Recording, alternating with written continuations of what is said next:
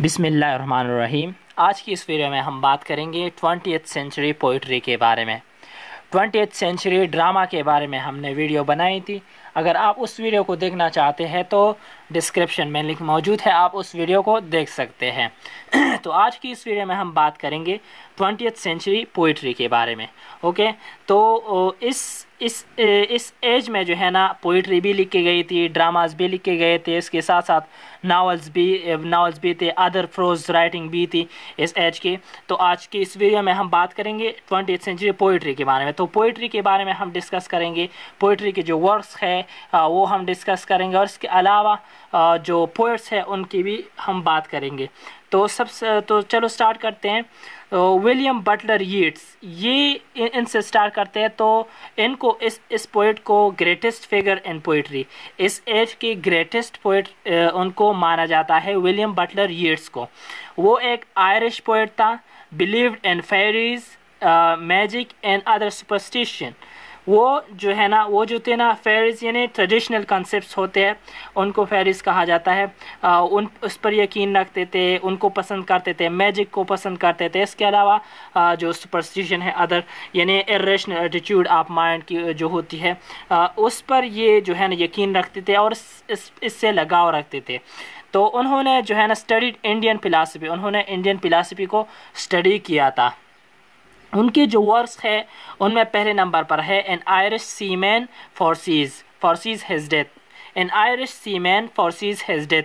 ये उनका एक पोएम है, बहुत अच्छा पोएम है। इसके अलावा उन्होंने लिखा था द टावर, और इसके अलावा द ग्रीन हेलमेट, ये भी एक अच्छा पोएम है जो कि विलियम बटलर यीट्स, जो कि W.B. यीट्स के नाम से लिटरेचर में जाने जाते हैं, उन्होंने लिखा था। इसके अलावा उन्होंने वो जो थे ना one of the most difficult of the modern poets, उनकी पोइट्री ज़्यादा डिफ़िकल्ट है और आम लोग जो है ना उनको समझ नहीं पाते हैं, यानी उन्होंने डिफ़िकल्ट वर्ड्स जो है ना उन्होंने यूज़ किए थे। अब बात करते हैं T.S. एलियट के बारे में।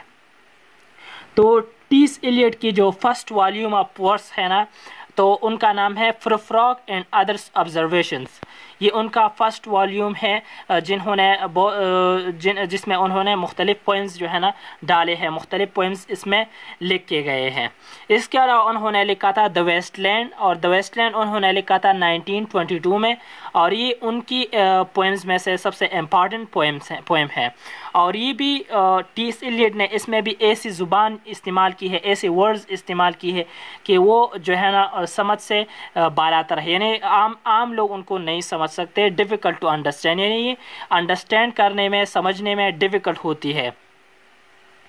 बट जनरल एम इज़, अगर आप डिटेल में इसको पढ़ना चाहे तो आप अंडरस्टैंड नहीं कर सकेंगे, difficult to understand in detail में आप समझ नहीं सकेंगे। But general aim is clear, यानी इसमें जो जनरल एम होता है वो क्लियर होता है। Built with the symbols of drought and flood are representing death and rebirth, यानी उन्होंने अपनी पोइट्री में सिम्बल्स यूज़ किए हैं, यानी उन्होंने यहाँ पे ये एग्ज़ाम्पल दिया गया है उनको, उनकी पोएम से। तो वो ये है कि build with the symbols of drought and flood, यानी तूफ़ानों के बारे में बात की गई है। तो वो क्या चीज़ दिखाती है हमको, वो हमें डेथ दिखाती है और इसके साथ साथ रीबर्थ दिखाती है। ड्राउट जो है ना वो डेथ की अलामत समझा जाता है, और जो फ्लड है वो रीबर्थ की अलामत समझा जाता है। इसके अलावा उन्होंने लिखा था तीसरे नंबर पर है ऐश वेडनेसडे। ये भी उन्होंने इसमें जो ज़ुबान है वो उनकी वर्ड्स उन्होंने ऐसे यूज़ किए हैं कि वो बहुत ज़्यादा मुश्किल है समझने में। इसके अलावा ही यूज़ेस डिफरेंट सिम्बल्स, तो ये क्यों मुश्किल है, क्योंकि उन्होंने यहाँ पे सिम्बॉलिक लैंग्वेज यूज़ की है। फिर इसके बाद हमारे साथ है W.H. आर्डन। तो W.H. ऑर्डन भी इस एज का, इस 20th सेंचुरी का जो है ना ग्रेटेस्ट पोइट्स में से वो एक है। यानी उन्होंने भी बहुत अच्छी अच्छी पोइट्री लिखी है। तो उनकी जो पोइट्री है उनमें से है ऑन द सर्किट, ये एक अच्छा पोएम है जो कि W.H. ऑर्डन ने लिखा था। और इसके अलावा उन्होंने लिखा था the unknown citizen. The unknown citizen भी उनकी जानी पहचानी पोएम है। और इसके अलावा लुल्लाबी ये भी एक अच्छा पोएम है उनका। फिर इसके अलावा उन्होंने लिखा था द फॉल ऑफ रोम, ये सबसे मशहूर है। उनके पोएम्स में से सबसे मशहूर ये पोएम है the fall of Rome. W.H. Auden के बाद हमारे साथ है थॉमस हार्डी। तो Thomas Hardy began his career as a poet. उन्होंने एज अ पोइट अपने कैरियर को स्टार्ट किया था। और उनके जो मेजर पोइट्री वर्क्स है जो कि सबसे अच्छे उन्होंने लिखे थे, बेस्ट पोएम्स उन्होंने लिखे थे, उनमें से एक है वेसेक्स पोएम्स, दूसरा है विंटर वर्ड्स, ये एक मशहूर पोएम है उनका। इसके अलावा उन्होंने लिखा था कलेक्टेड पोएम्स, ये भी अच्छे वर्ड्स में से एक है उनके कलेक्टेड पोएम्स। फिर इसके बाद है हमारे साथ जिम हॉपकिंस। तो जिम हॉपकिंस जो थे ना वो he was very unconventional in writing technique, यानी वो राइटिंग टेक्निक्स में बहुत ज़्यादा अनकन्वेंशनल थे। उनके जो वर्क्स है, जो जाने पहचाने वर्क्स है, जो मशहूर वर्क्स है, उनमें से एक है कैरियम कंफर्ट उनके मशहूर वर्क्स में से एक है। गॉड्स ग्रैंडियर, ये भी एक मशहूर वर्क है उनका, एक मशहूर पोएम है उनका। इसके अलावा उन्होंने लिखा था मून राइज भी एक अच्छा पोएम है उनका। इसके अलावा पीस उन्होंने लिखा था।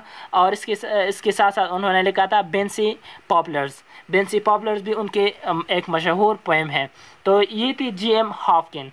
अब बात करते हैं डैलन थॉमस की।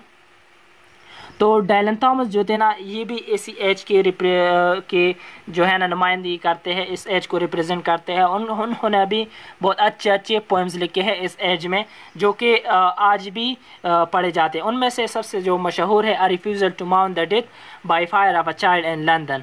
ये बहुत ज़्यादा एक मशहूर पोएम है उनका, जिसमें उन्होंने एक बच्चे के बारे में बात की है। और वो बच्चा जो है ना वो फायर की वजह से बहुत ज़्यादा ज़ख्मी हो गया था। तो उन्होंने उस बच्चे को यहाँ पे मेंशन किया था। रिफ्यूजल टू माउंट द, ये वर्ल्ड वार सेकंड के मौका पर ये सब कुछ हुआ था। फिर इसके बाद उन्होंने लिखा था do not go gentle into that good night, ये भी एक अच्छा पोएम है उनका। इसके अलावा उन्होंने फर्नहेल लिखा था, फर्नहेल भी एक अच्छा पोएम है। फिर इसके बाद चौथे नंबर पर है हमारे साथ I see the voice of summer, ये भी एक अच्छा पोएम है उनका। उन्होंने ज़्यादातर जो चीज़ें लिखी है उनमें सैडनेस है, यानी अगर हम आप यहाँ पे देखें अ रिफ्यूजल टू माउंट the death by fire of a child in London, तो यहाँ पे उन्होंने माउंट किया है। तो इसी वजह से हम जान सकते हैं कि उन्होंने जो उनकी जो ज़्यादातर पोइट्री है वो सैड है। फिर इसके बाद हमारे साथ है सिल्विया प्लेथ एंड टेड हग्स। तो सिल्विया प्लेथ ने जो है ना कंपोज्ड ब्रिलियंट पोएम्स, उन्होंने बहुत अच्छे पोएम्स लिखे थे। उनमें से एक है एरियल, तो एरियल भी एक अच्छा पोएम है उनका। इसके अलावा द कॉलोसस, ये भी एक अच्छा पोएम है जो कि सिल्विया प्लेथ ने लिखी थी। और इसके अलावा क्रॉसिंग द वाटर एक अच्छी पोएम है जो कि सिल्विया प्लेथ ने लिखी थी। ये तीन उनके मशहूर पोएम्स में से है। फिर इसके बाद उनके हस्बैंड हैं टेड हग्स। तो टेड हग्स जो है ना poet of animal in nature, उन्होंने जो ज़्यादातर चीज़ें लिखी है उन्होंने सारा का सारा फोकस एनिमल्स पर रखा था और नेचर पर रखा था। ज़्यादातर पोएम्स उन्होंने एनिमल्स और नेचर के बारे में, उनके जितने भी पोएम्स थे उन्होंने एनिमल्स और नेचर के बारे में लिखे थे। अगर हम यहाँ पे देखें the hawk and the wren, ये एक पोएम है जो कि नेचर के बारे में है। इसके अलावा वुड, ये भी एक पोएम है जो कि टेड हग्स ने लिखा था। क्रो उन्होंने लिखा था जिसका टाइटल क्रो है। और इसके अलावा क्रोवेक्स एक दूसरा पोएम है उनका। तो ये 4 पोएम्स जो है ना उनके मशहूर पोएम्स में से है। फिर इसके बाद और भी जो है ना पोइट्स थे इस एज के 20th सेंचुरी के जो लिटरेचर है उन्होंने इसमें बहुत ज़्यादा पोइट्री लिखी थी। लेकिन ये जो मैंने बयान की पहले, ये उनमें से सबसे ज़्यादा मशहूर है। उनके जो वर्क्स है ये लोगों ने पसंद किए हैं और अच्छे अच्छे वर्क्स उन्होंने लिखे हैं। इसके अलावा और भी बहुत से पोइट्स हैं, तो उनमें से चंद मशहूर ये है कि R.S. थॉमस, और इसके साथ साथ फिलिप लार्किन, पीटर पोर्टर, सीमस हेनी और किंग्सले एमिस। तो ये चंद पोइट्स जो थे ना, जो कि भी उन्होंने इस एज में बहुत से पोइट्री लिखी है, लेकिन ये इतने मशहूर नहीं है जितने कि वो है जिसके बारे में मैंने आपको बताया। तो ये थी चंद बातें जो कि हमने 20th सेंचुरी की जो लिटरेचर है उसके बारे में की। अगर आपको ये वीडियो अच्छी लगी हो तो आपसे आखिर में एक रिक्वेस्ट है कि आप प्लीज़ हमारे चैनल को सब्सक्राइब करें और इस वीडियो को अपने दोस्तों के साथ शेयर करें ताकि वो भी इसके बारे में जान सके, और इस वीडियो को लाइक ज़रूर करें। बहुत शुक्रिया।